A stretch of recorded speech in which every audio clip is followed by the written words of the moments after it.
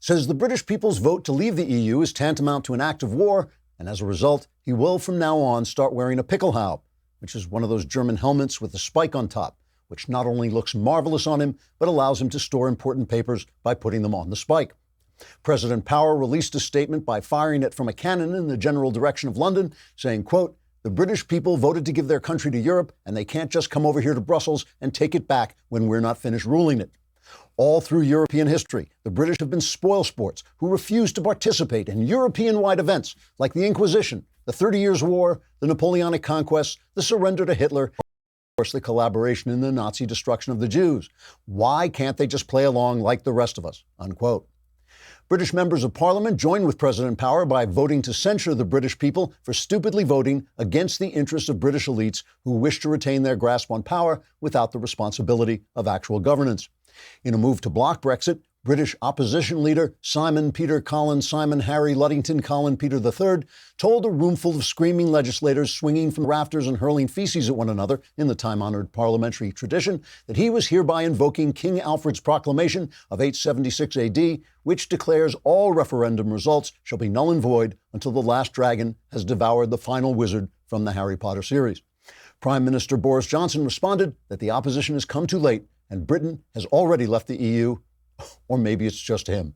Trigger warning, I'm Andrew Klavan, and this is The Andrew Klavan Show. I feel hunky-dunky, life is tickety-boo. Birds are winging, also singing hunky-dunky-doo. Ship-shaped, ipsy-topsy, the world is zippity-zing. It's a wonderful day, hurrah, hooray! It makes me want to sing.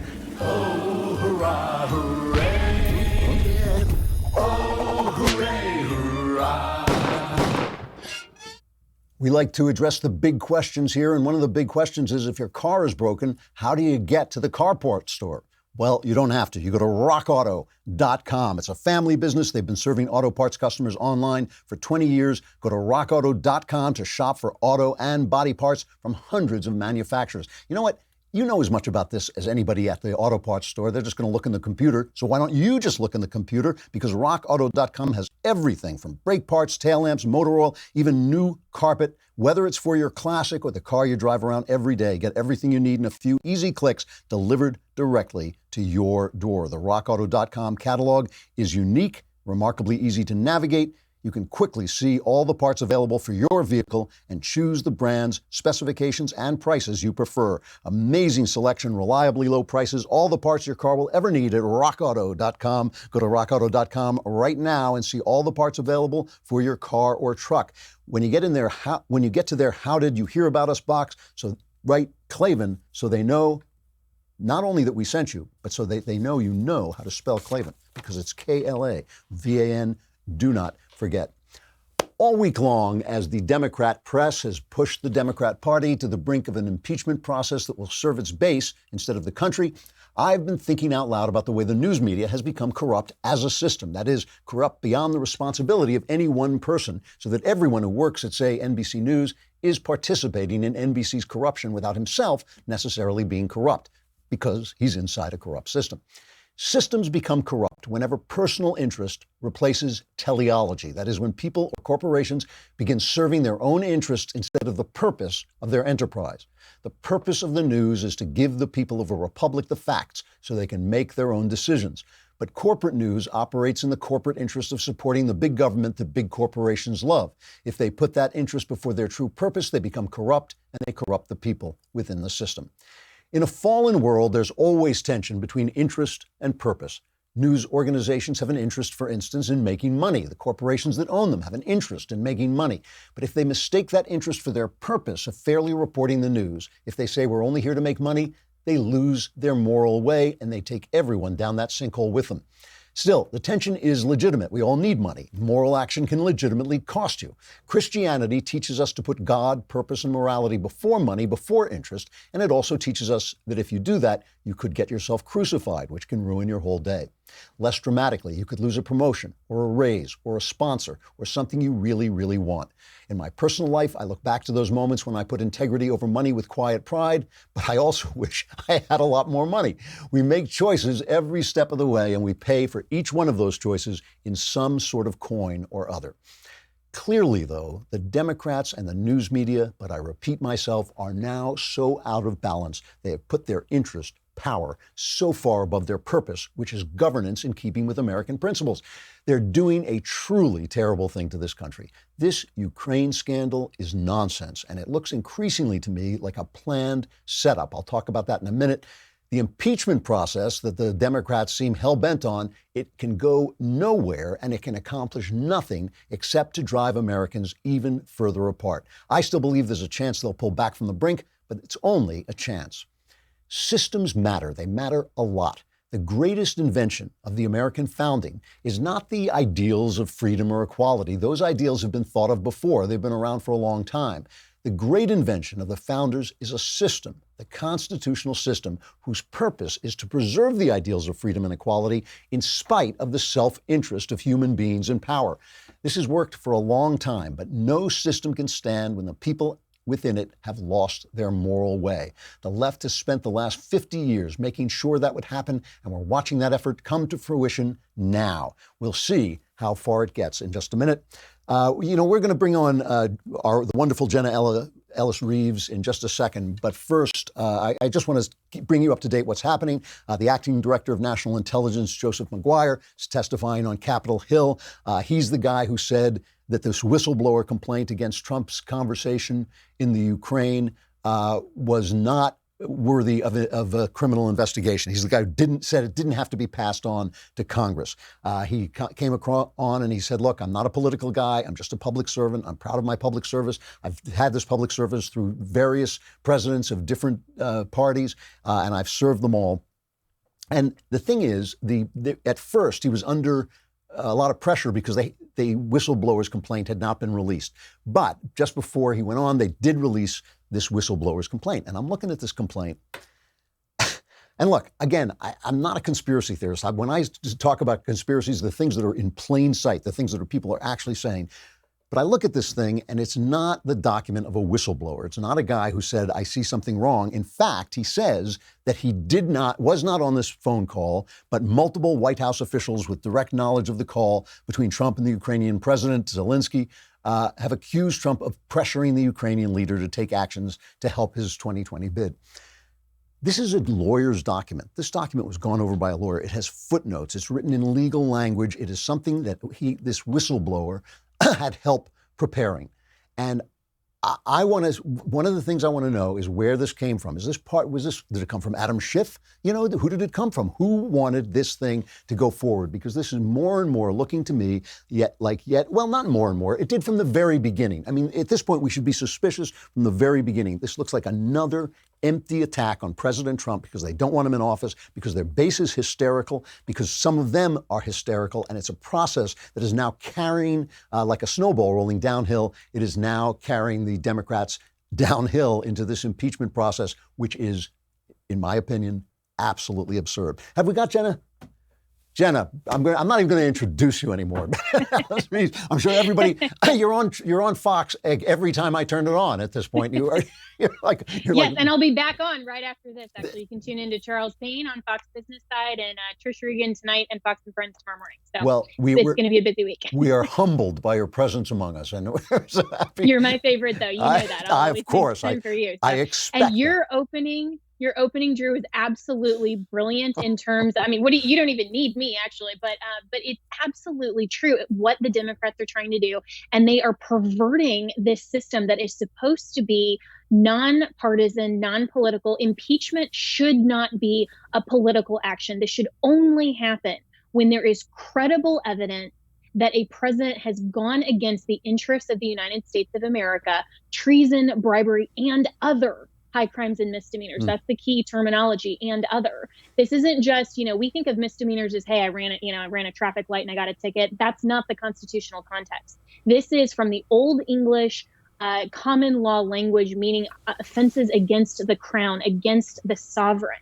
This is something that should have an absolutely credible legal basis here, not simply because the Democrats hate President Trump. This is dividing the country. This is ridiculous. I mean, everyone who votes for impeachment, if they do, should themselves be impeached for going against their oath of office to defend and protect the United States Constitution. You know, the point that you just made, that these are high crimes and misdemeanors against the sovereign, and we should just add for the people that the sovereign here is the people, right? The idea, Yes. They had a sovereign who is the king or the queen, but we have a sovereign who's us. And when they're not making an offense against us. Now, let me ask you something. Last night, we did one of these backstages, and Ben asked me if they found videotape of Donald Trump, picking a guy up by the front of his shirt and throwing him against the wall and saying, "Listen, Buster, if you don't go and investigate Joe Biden." I mean, and there's nothing even remarkably, even vaguely resembling this. But if you don't investigate Joe Biden, I'm withholding military aid. Would that, in your mind, be an impeachable offense? Actually, no. I mean, let's not forget that President Trump, as the president of the United States, can literally threaten to bomb a country, right? I mean, these are things that threats in and of themselves are not necessarily illegal, right? It depends on whether you can legally carry out that threat. So like, for example, on behalf of a client, I, as an attorney, could threaten legal action. That doesn't mean that a threat inherently is bad. It simply means, is the substance of that threat something that in his capacity as the president of the United States cannot do legally? And so we have kind of this conflict here because the Democrats want to try to paint him as he's only looking for opposition research, and this is against, election and campaign finance laws and all that, this quote unquote thing of value. But let's not forget that even though, yes, he's running for re-election, he is still the sitting president of the United States and has to carry out obligations. And so that would be like saying whenever he uses Air Force One to get around the country, that somehow that's a thing of value that goes against campaign finance. That's simply not the case here. And so even though, like you said, we have nothing remotely in terms of any actual evidence, the federal bribery statute, that is one of those terms in the Constitution, talks about bribing a United States federal officer. It doesn't actually go to any sort of communication or interrelation on foreign policy or dealing with other countries' heads of state. America has, in our history, threatened action of some sort, threatened to withhold military aid for whatever reason. And that's something that the president of the United States can credibly do. And we have a treaty with Ukraine that we can investigate corruption, that we can each investigate corruption for the other. So he's actually now looking at this from the Democrat side. Has anything happened? I mean, they use the word impeachment, and everybody rushes to their camera, and they're having their one shots out in the White House lawn, and everybody's yelling about. But have they done anything? Has there been a vote? Have I missed something, or is it all show? No, it's completely all show. And that's the question I would really like Nancy Pelosi to answer, is when are you going to call a vote? If you actually think that impeachment, if you're not just trying to, straddle the fence here and satisfy the hyper crazy leftists who have been calling for impeachment since, before President Trump was even sworn into office, once he won the election, is she willing to actually call a vote right now? They haven't even formulated a resolution in the House that would initiate formal inquiry proceedings. All they're doing is saying, hey, let's run these, camera circus kabuki theater hearings like today, where Schiff was simply trying to manipulate and spin legal terms into common usage. It was boring. It was ridiculous. It was completely politically partisan. Nothing has actually happened to initiate formal impeachment proceedings. So when are they going to do it? Are they going to do it? Nancy Pelosi has to decide. Well, that's my last question, and then I'll let you go because I know you got to go to Fox. But there is that, but it's okay. I mean, the other thing that was said on the backstage last night was Ben was saying he thinks there's a 0% chance now that Pelosi can avoid impeachment. I don't agree with that. I think that she has pushed the snowball downhill. I just want to get your take on it. I know I bring you on for legal questions, but I'm just interested as an observer what you think of Pelosi's chances of pulling out of this. I think that she put definitely the cart before the horse by her statement that she made, her public statement. I think that was, just a couple of days ago. And before they actually saw the transcript, before she saw the whistleblower complaint, saying, yes, there is something somewhere that happened. I mean, by her saying that and saying we are moving forward with impeachment, she's kind of painted herself into a corner. I think she can get out of it. I think she would be well advised to say, you know what, we were advised wrongly. We kind of Now after looking at this, even though I fully disagree, and, she can slam him and paint him unethical and whatever, partisan terms she wants to say. But if she wants to retain any hope of the Democrats not losing a lot of seats in districts that are very important to them in 2020, and impeachment historically has always done that for the impeaching party. America doesn't like this. They don't like this, especially when there is no smoking gun. There is no obvious, instance of President Trump doing anything wrong. She would be very well advised to come up with some sort of statement, rein it in, and say, what, we will remain hyper vigilant and we're going to, do our oversight job. But right now is not the time. And we should hope that she has the intestinal fortitude to do that. And I know that that's kind of inherently in conflict with the term Democrat, but we'll see what happens. Jenna Reeves, it's always great to see you. I thank you for coming on. You're doing great on Fox, by the way. You're elevating the station, so it's great to see it. And President Trump tweeted my clip from Tucker Carlson. I saw that. It was amazing. So thank you to the president, and hopefully he will tweet out this clip as well, because you even give me more time. I know he watches every day. So. He does, absolutely. I'll see you later. Thanks so much, Drew. All right. I just want to follow, of course, the news media and the Democrats are always working in concert. And now as they gear up and they become more and more hysterical because they lost the Mueller report, the Russia hoax made them look bad. They have been, it has been, since the Mueller testimony and since the Mueller report, it has been one thing after another to try and cover up that complete implosion of the narrative they were selling. And they're working with the press in hand. And one of the things that is happening that I just think is absurd, is absolutely absurd, is the news. The Washington Post did it. I believe the New York Times did it. CNN, we expect it from MSNBC. They are editing the text, the transcript of this phone call between Trump and the Ukrainian president to make it sound, they're cutting out like a page of text to make it sound like he said, do me a favor, investigate Joe Biden's son. Okay, that's what they're making it sound. What he said was, do me a favor, look into the corruption surrounding the 2016 election, something the Democrats have been urging him to do. He was talking about crowdsource, that the Democrat thing that looked into who hacked the DNC computers, which was supposed to be Russia and the Ukraine. And he was asking him about that. And as it went down, the conversation turned around to Rudy Giuliani. And he said, yes, and there's been all this corruption you guys have had over there. And you should look into Hunter Biden. And they're just editing. Here's an example. Here's Wolf Blitzer talking to Jim, look at me, I'm Jim, Acosta on CNN. Just listen to them edit the page right out.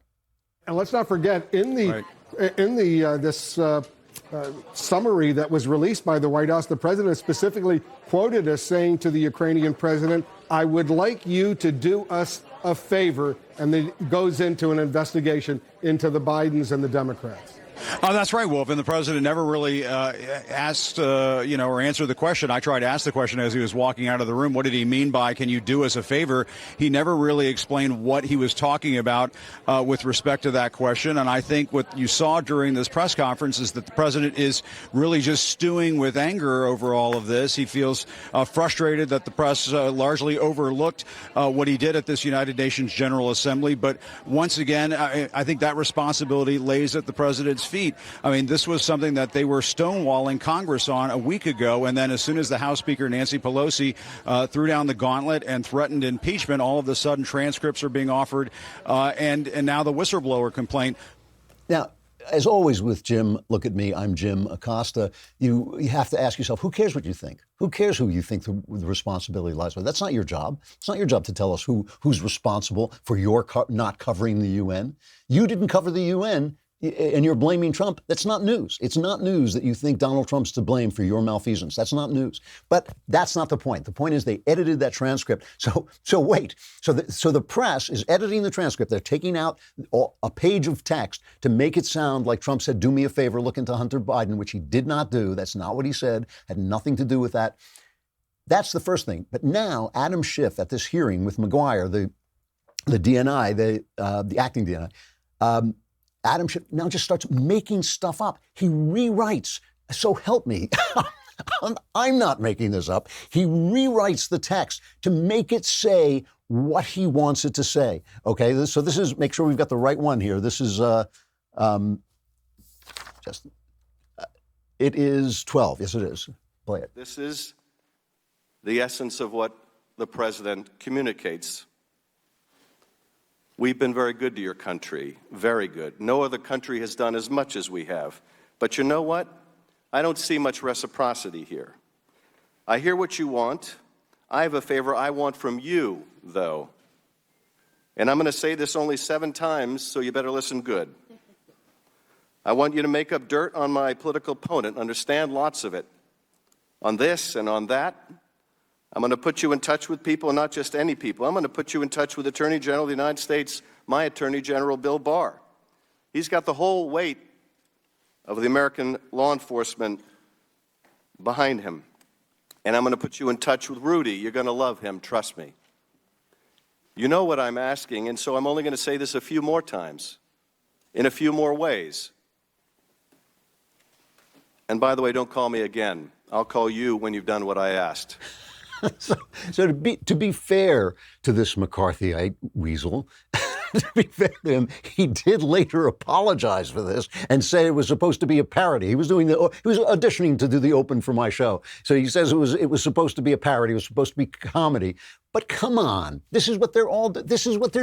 This is what they're doing. They're rewriting this. It's yet another Russian collusion hoax. Look, Trump, when he calls this stuff a witch hunt, he is absolutely right. When he calls it a hoax, he is absolutely right. And again, if they find him saying, do this or we'll withhold aid, we'll come back, we'll revisit it. But in the meantime, this is a non-story. The fact that they're talking about impeachment, a non-story. And at this point, even if they move to impeach, they will have gutted the process of any real meaning, as Jenna just explained why, but also because they've been doing this from the very start. They were talking about impeaching him before he even took office. Meanwhile, some of this stuff is just absolutely hilarious. Meanwhile, the press continues to cover up for Joe Biden. And I've said this, I said this from the very start. This is the end of Joe Biden's campaign.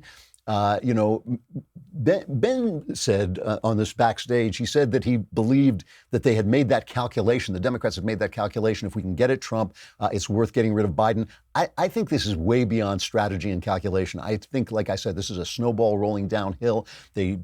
Nancy Pelosi has lost control of the process. The Democrats have lost control of the process. They're serving their base. They're serving the cameras. They're standing in front of the cameras and posing and saying dramatic things, and it's gotten away from them. But on MSNBC, and I don't hit MSNBC that often because they're an openly leftist station, but what's her name? Nicole Wallace, is that her name?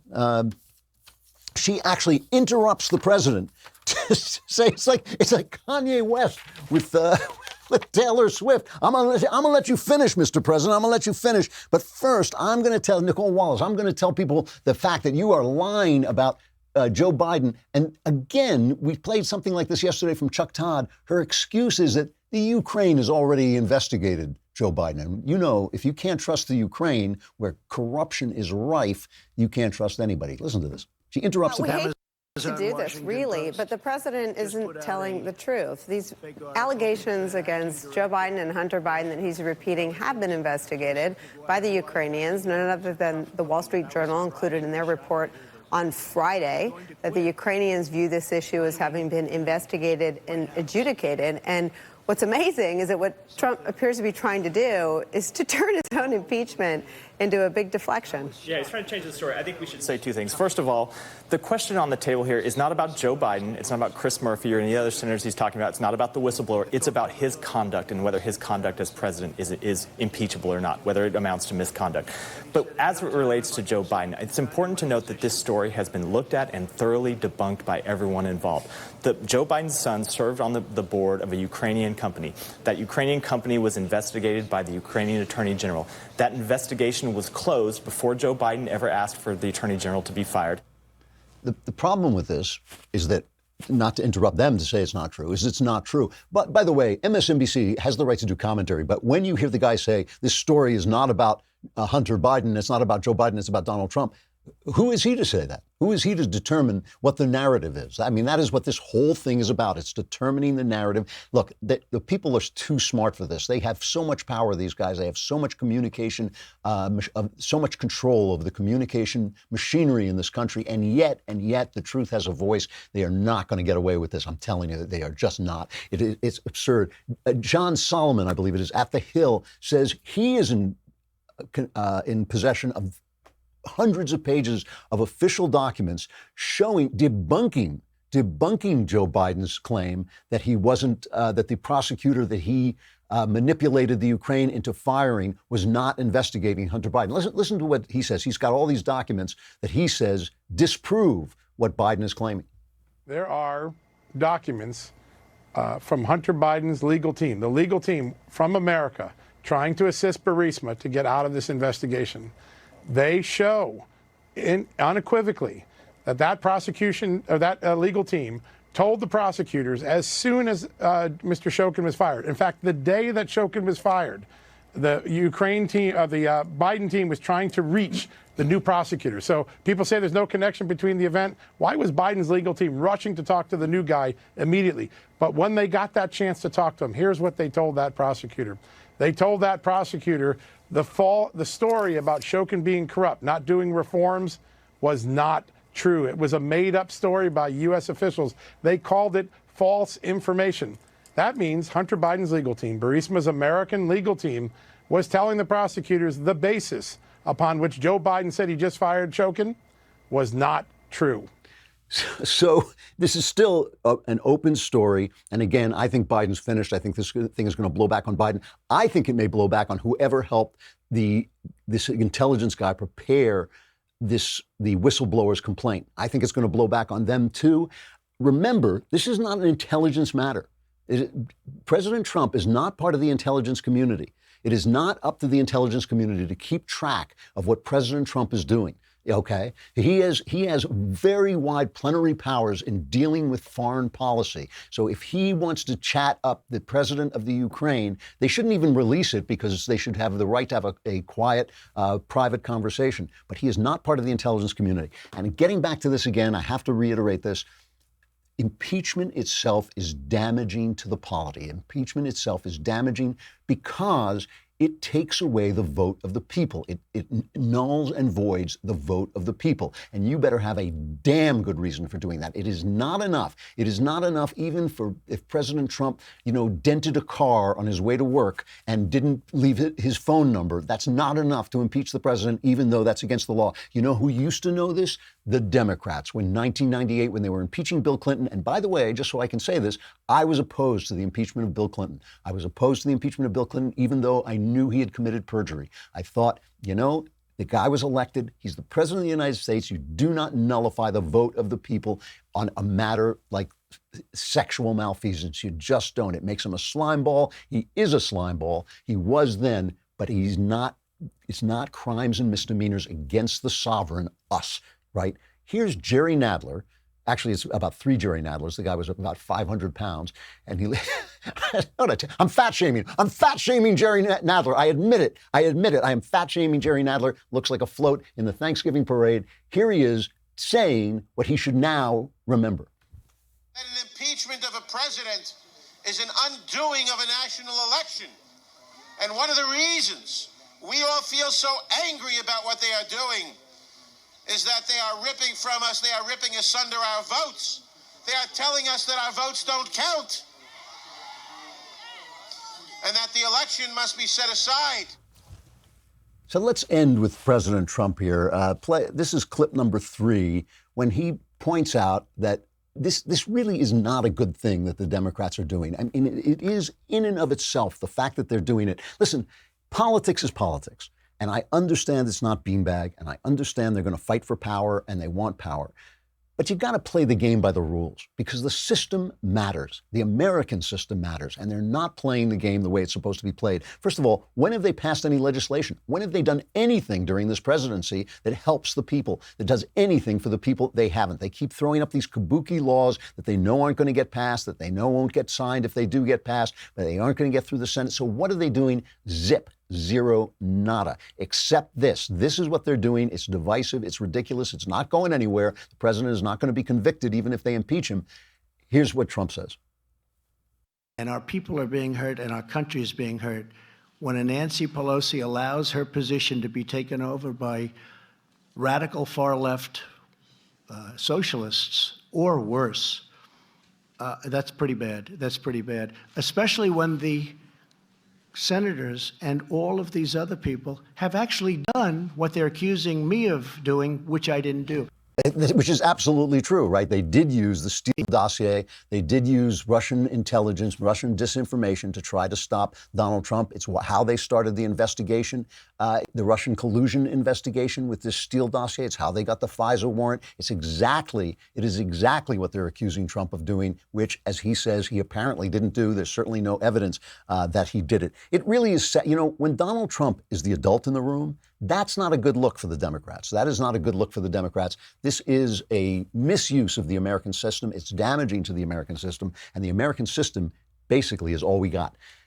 If you're near the University of Southern California tonight, head over at 7 p.m. to the Friends of USC Library Lecture Hall, and there will be a speaker there that you will not want to miss. It is none other than our own Michael Knowles. He is there with his latest speaking engagement on the Young America's Foundation. His topic, Men Are Not Women and Other Uncomfortable Truths.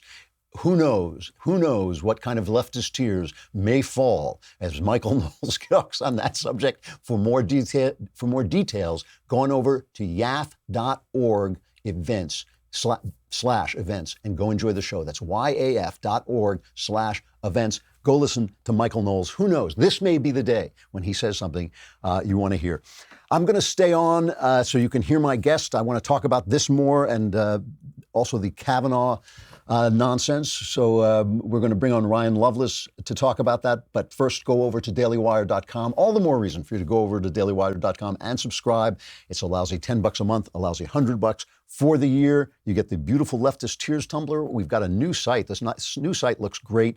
And we've got an app coming on, which will be a benefit to all of you who subscribe. It's a lot. You get a lot for your lousy $10. Plus, we get your $10, which is the whole point of the enterprise. Ryan Lovelace is the author of Search and Destroy: Inside the Campaign Against Brett Kavanaugh. He covers legal news in Washington as the D.C. Business of Law reporter at the National Law Journal, American Lawyer, and ALM Media. Ryan, thank you so much for coming on. It's great to have you.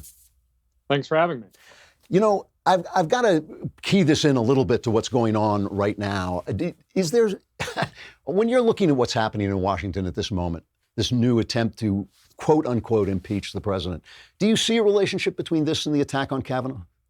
I do. I think in the first 2 years of President Trump's administration, we saw attacks on two things: the presumption of regularity and the presumption of innocence. The first one, with the presumption of regularity, was all about suggesting that President Trump was acting in bad faith, acting at the behest of a foreign power. First it was Russia, now Ukraine. And in the second year, we saw an attack on the presumption of innocence, in that Justice Kavanaugh wasn't afforded the same opportunity that other Supreme Court nominees have been in coming before the committee and being presumed innocent until guilty, as has always been the case in a court of law. But that hearing was tried in a court of public opinion.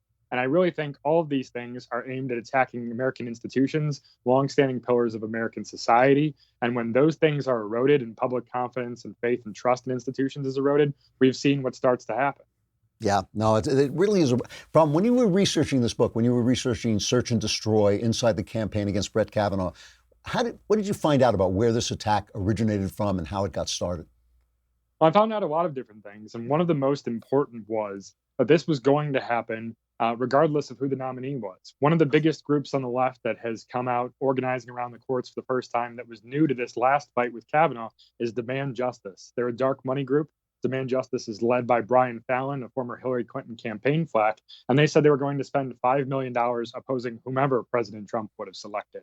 And they formed just before Justice Kennedy retired, and so they were right there ready to go in a way that they hadn't been before. And they were the biggest outside force influencing things. And then in the months that followed, and in the legal team that was surrounding Christine Blasey Ford, we saw Deborah Katz, her attorney, come forward and explain that when she has cases like this, she doesn't look to the law. She has to have a press strategy, a legislative strategy, and utilize those organized forces to accomplish the outcome her client wants, which is a political agenda in this case. Was Blasey Ford implicated in this at all? I mean, is she somebody who actually had this complaint and they found her? Or was she somebody who went looking for them? Or how did that shake out? Well, there's a few interesting details about that in my book that I reported out in Search and Destroy. And the first of which is Christine Blasey Ford first approached the Washington Post and they weren't interested. And she went back to them and she said, I've been advised to go to the New York Times or senators. And then at that point, they had eventually responded and tried to get her in touch with a reporter, but they still didn't run with her story. And that's one of the things that makes this so different from every other Supreme Court nomination fight, is the way in which this allegation traded up the chain of the press. First, a blog called The Intercept said, oh, there's an allegation alleging an incident. Purposely vague, tells us nothing.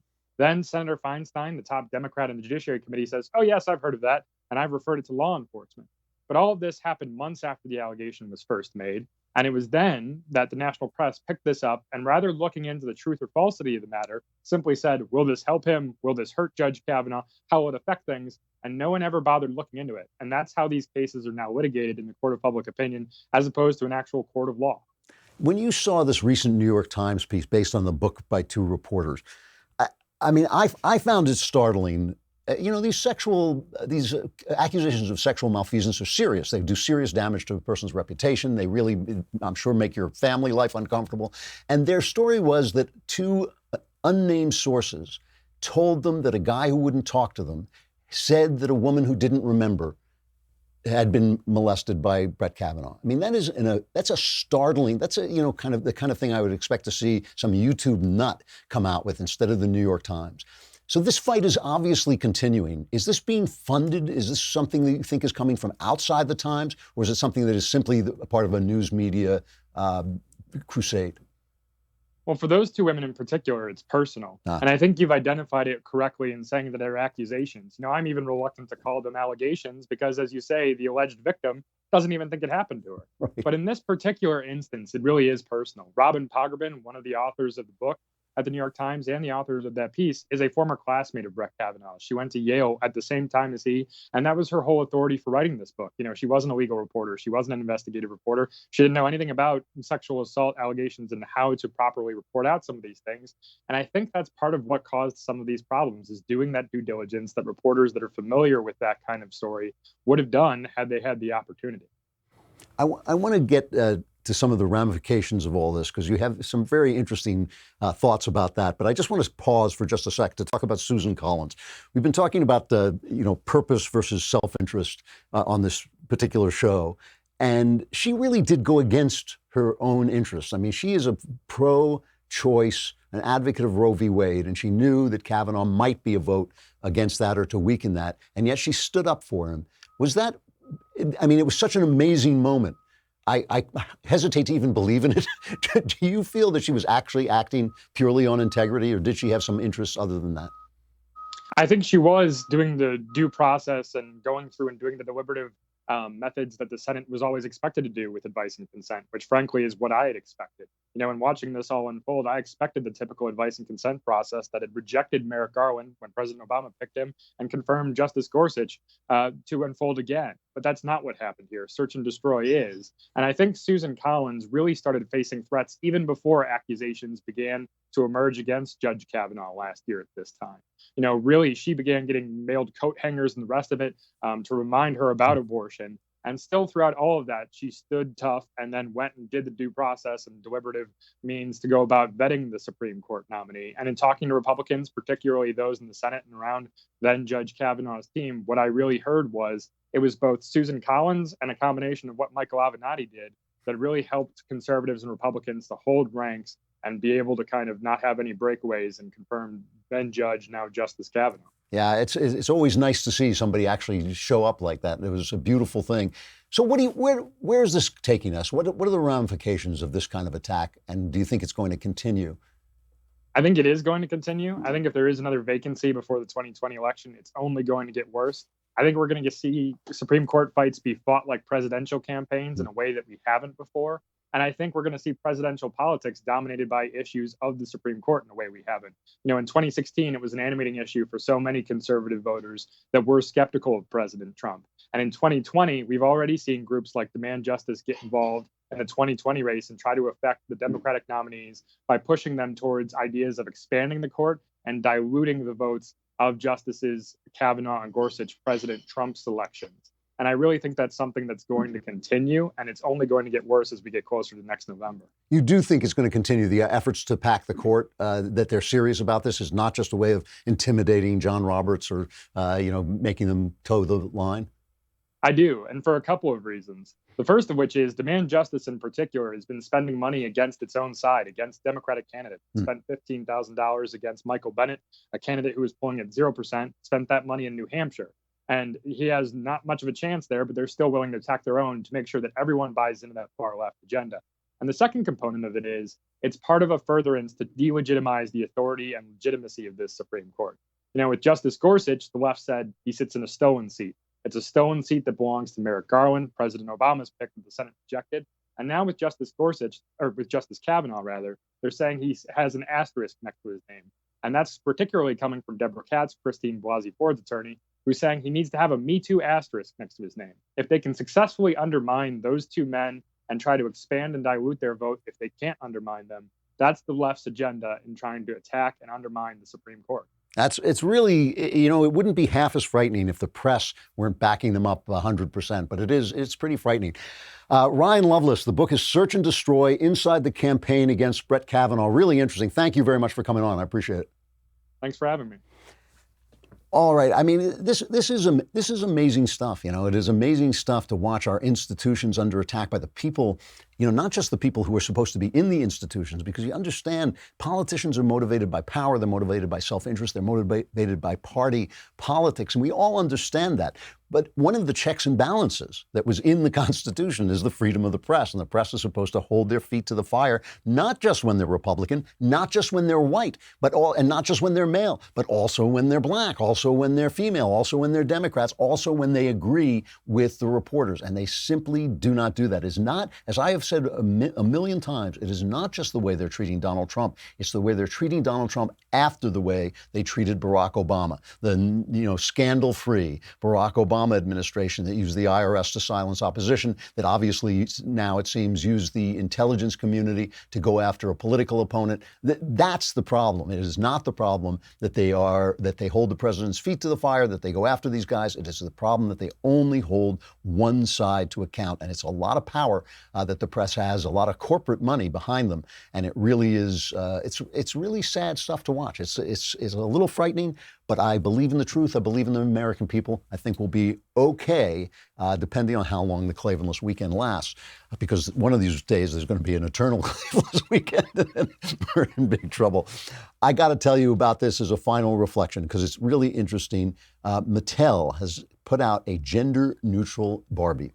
And I just think this is hilarious. Mattel is a struggling company. Barbie has been keeping them afloat. It was just, I don't know, it was not that long ago, last month, I think, or earlier this month, I can't remember, when they put out a report that Barbie had kept them afloat profit-wise, and then about 3 days later, it turned out, no, they weren't making a lot of money. So they put out this thing, this gender-neutral Barbie doll, obviously to serve these left-wing parents who are been convinced that there's something wrong with gender, that somehow they're oppressed. I've seen this. I mean, I've seen this, and you know, like in Brooklyn, the heart of darkness. You know, you'll see these parents who are worried that they are oppressing their children with gender identities. You know, it's really interesting. Bill Burr, in his new comedy special on Netflix, tells a heartbreaking story, and that some of his comedy has gotten very poignant as he explores himself and his life. And he tells a heartbreaking story of when he was a child, and his father, to punish him for whining, gave him a Christmas present of a doll as if he were a girl, and ruined his Christmas. And obviously, he talks about it as if it's still affecting him today. The whole idea of taking away from your boy child his right to be a boy and his responsibilities in being a boy is incredibly destructive. Establishing gender identity is one of the tasks of young people. So this is not just wrong. It is deeply, deeply wrong and destructive. Now, the only interesting thing I think about this is I think this is going to hurt Mattel. I think Mattel is probably going to crumble. But the one thing about it is I think they're doing something wrong. But when we're talking about purpose versus interest, they're not doing something in their own interest. I don't think this is going to work. I think it's going to hurt them. The guys who created it said, we realize, he said, one of their spokesmen said, I think being a company today, you have to have a combination of social justice along with commerce, and that balance can be tricky. Now, I disagree with that because I think social justice is not justice. I think this gender confusion is a stupid and a bad thing. I do understand that some people have gender confusion. I'll go beyond that. I do think that sometimes people can get too obsessed with, be a man or be a woman or be girly or whatever, that you can be too obsessed with gender too. Everything is balance, as Aristotle teaches us, right? Everything is going on that golden mean. So I will say that it's not about that. But I think that this attack on gender identity, which is a very important part of a person's identity and a person's substance and his steadiness, I think is a bad thing. But I think at least they're not serving money. They're not serving mammon, I don't think. I think they're serving their lights. They're living by their purposes. I simply think their purposes are misguided. So that's a different thing, right? And it's one of the things that's dividing our country so much is our basic assumptions about what this country is, what it stands for, what it means. And that's why we're having such a hard time communicating with one another. And that's why people in meta jobs like the media, like in entertainment, should be serving both sides to let us work it out. They should be trying to be above that fray in order to let us work it out as we go forward. We were going forward, but now we hit the Klavanless weekend. It's like a dark, stormy sea, full of sharks, full of death, destruction. You'll be in it. I won't, because I am Klavan, so I don't have Klavanless weekends. But if you survive, we will be back here on Monday. I'm Andrew Klavan. This is The Andrew Klavan Show.